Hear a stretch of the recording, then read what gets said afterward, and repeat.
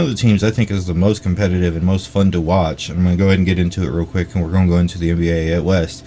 They're not one of the top teams, but one of the fun teams to watch right now is the Phoenix Suns. They're a lot of fun. Ricky Yeah. Rubio looks like he fits in perfectly with that Phoenix team. I didn't know how that would work because Devin Booker was kind of a ball-heavy guard last year. But then after looking, he just needs somebody to facilitate the ball to him. He didn't have that last year. He didn't have that player. Yeah, they're not even in the top seven right now. But I'm going to go ahead and tell you the top seven teams are only separated by 4 games. That's 12 wins for the Lakers and 8 wins for the 7 seed. That's an impressive start to the NBA West, and the NBA West is super competitive this year. The Lakers, like I said, they already look good. I mean, what do you want to say about it? It looks like a super team, and it looks like they're doing it well. And I mean, I can just knock on the same old horse again and say if injuries happen, that's going to be the downfall of the team. But that's the case with most teams in the NBA or any sport anymore. Um, the Yeah, when Nuggets. when they Oh, start getting go ahead. Sorry, go ahead. oh, that's all right. Go ahead. I was gonna say when they start getting ahead. Right now, they only have a 2 point lead against the second seed, but they're gonna make some distance. The Lakers team are.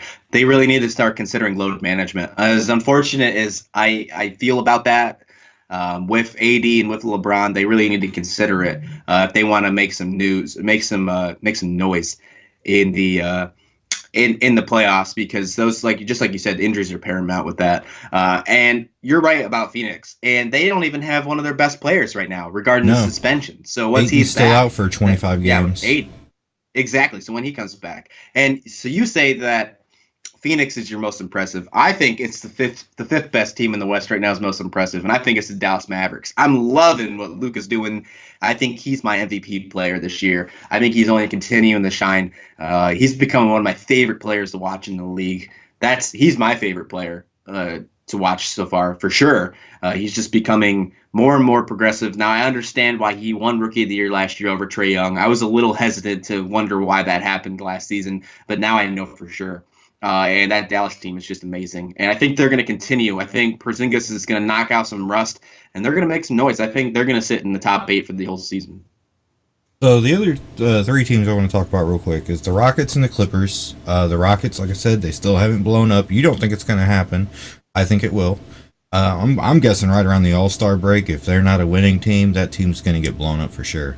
The Clippers are who we thought they were. Load management seems to be a thing with this team, but it doesn't seem to be a concern.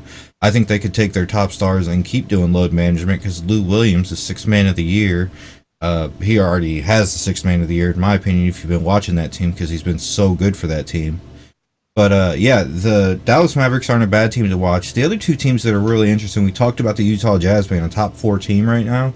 The Utah Jazz are the 7 seed or the 6 seed right now, with the Minnesota Timberwolves being the 7 seed. Mm-hmm. And those two just split games this week. Wednesday it was the Jazz, but Monday it was the Timberwolves. So it really just kind of depends. And then the other thing I want to talk about real quick is the Denver Nuggets. This may be the team with the most depth in the NBA right now. They got guys coming off their bench averaging 20 fantasy points per game because they're catching double doubles. So, I mean, they Yep. got Jeremy Grant coming off their bench right now behind Paul Millsap. He looks amazing. They got Mason Plumlee behind Nikola or Jokic. He looks amazing. This team is so deep. I think that is the team that's going to be the scariest all year, and they could end up being the number 1 seed in the West because of that depth, because they can do proper load management. And it kind of made me chuckle because they were up by like 30 points the other night, and the announcer said, "If you guys want to do load management, that's how you do it right there." I was like, "Well, I guess he's Yeah. right. You blow a team out, you get to sit on the bench." Yeah, that's true.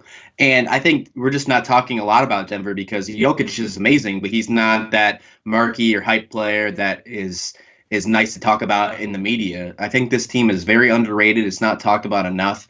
I mean, they're 10-3. They're second in the West, and they're only going to continue to shine. I don't know if they'll reach the Lakers. It all depends on what happens. Obviously, injuries is what we keep discussing, but Denver was one of my teams I talked about at the beginning of the season. I think they're going to be a really good team. I think they're going to continue to shine. And you said it perfectly. I mean, you're getting bench players with double doubles. You're not seeing that anywhere else, at least not in the amount that we're getting from the Nuggets.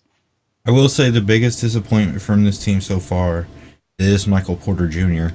I watched the other night. He had 3 fouls in less than 2 minutes on the court, and he's still not even. I don't think he's hit 10 points this season. That's really disappointing from somebody who had comparisons to Kevin Durant before his injury. I'm hoping maybe the game's just not coming to him, and he just needs it to slow down because it's so fast paced for him right now. Because that's what they talk about in the NBA and the NFL and any sport. It's like the game just needs to slow down because they're just thinking about it too much and it's going too fast for him. And I think that's what's going to happen. At least that's what I'm hoping. And I think he needs more minutes, to be honest, too, because he seems like somebody who's a ball dominant forward, and he needs some more minutes. But he's kind of been a disappointment for the Nuggets so far. But I think he'll come around. And I think that if that's their least concern, then they're doing okay right now, because that was kind of a steal of a pick last year for him. Yep. All right, so you want to get into